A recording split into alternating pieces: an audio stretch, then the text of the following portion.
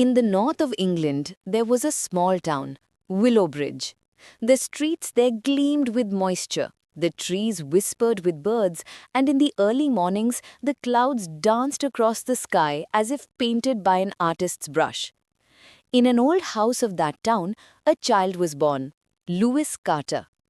Lewis belonged to an ordinary family. His father, Richard, was a mechanic. He opened his garage early every morning and returned home in the evening covered in dust and sweat, but never without a smile. His mother, Margaret, worked as a librarian. She wanted her son to go beyond books, to do something meaningful, something that would leave his mark upon the walls of time. Lewis was a quiet child. While other boys played in the fields, he would sit near the window, gazing at the clouds. Sometimes his mother would ask, "Son, what are you thinking about?" He'd smile softly and say, "Mom, the clouds are going somewhere. Maybe one day I'll go with them." Time passed. Lewis grew older, but his dreams grew even higher. He loved science, music, and stories, but his teachers often mocked him. "This boy lives in dreams, not in reality." One day a teacher said harshly, "Lewis, you will never become anything." Lewis calmly replied, "Sir, maybe I'll become something you can't even imagine." Life at home began to fall apart. His father's work slowed down, his mother fell ill. Lewis would stay awake at night, staring at the ceiling, whispering to himself, "If only I could change something." That thought lit a spark inside him, a fire to change, to create, to become. When youth arrived, Lewis moved to London to study. The city streets shone brightly, but the hearts were cold. He lived alone in a small room, surviving on bread and tea, working by day, studying by night. He often felt that life was like a heavy door, one that kept slamming shut in his face. One day, while working at a coffee stall, an old man came by, every day at the same time. He would quietly sip his tea and watch Lewis. One day, the old man spoke. "Son, there's a light in your eyes, but there's exhaustion too. Dream big, but never forget to keep your feet on the ground." Those words carved themselves into Lewis's heart. Dream big, but keep your feet on the ground. 2 years later, Lewis started a small online education company. His dream was to make learning free for everyone. But fate was cruel. The business failed, money was gone, friends disappeared, and faith began to break. One rainy night, Lewis stood on a London bridge. Cold wind brushed against his face, echoing his silence.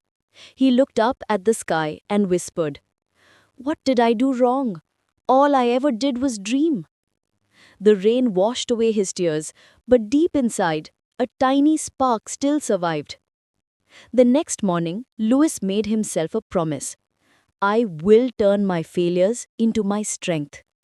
He began reading again, talking to people, learning from experiences. He started encouraging others, teaching them how to find light in the dark. Slowly, people began to connect with his words. He spoke the language of hope. His sentences were simple, but they carried power. "You can fall, but you can't quit." That became his belief. Years passed. Lewis's speeches began touching hearts. He was invited to universities and conferences. People cried listening to him. Some smiled. And all of them said the same thing. "The world needs more people like you." Lewis would smile and say, "I am not special. I am just the boy who once looked at the clouds and believed that maybe I could reach them someday." Success arrived, but peace still stayed far away. When the world started praising him, he realized there was still emptiness inside. One day, he found an old letter from his mother. It read, "Son, when you become successful, remember, true success is the one that brings smiles to others." Tears filled his eyes. That day, he decided to dedicate his knowledge and wealth to others.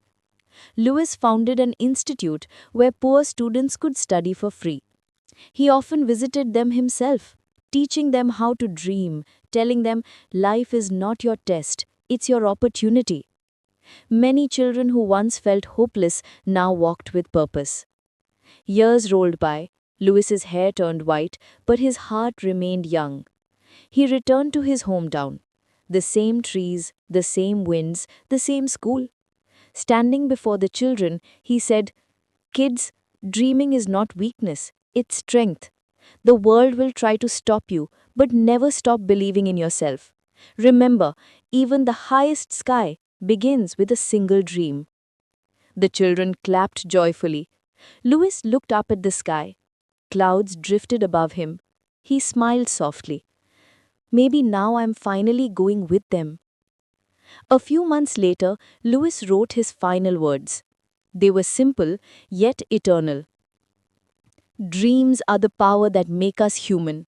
They light our hearts, they brighten our eyes, and they give us the courage to change the world. Dream because dreamers never lose.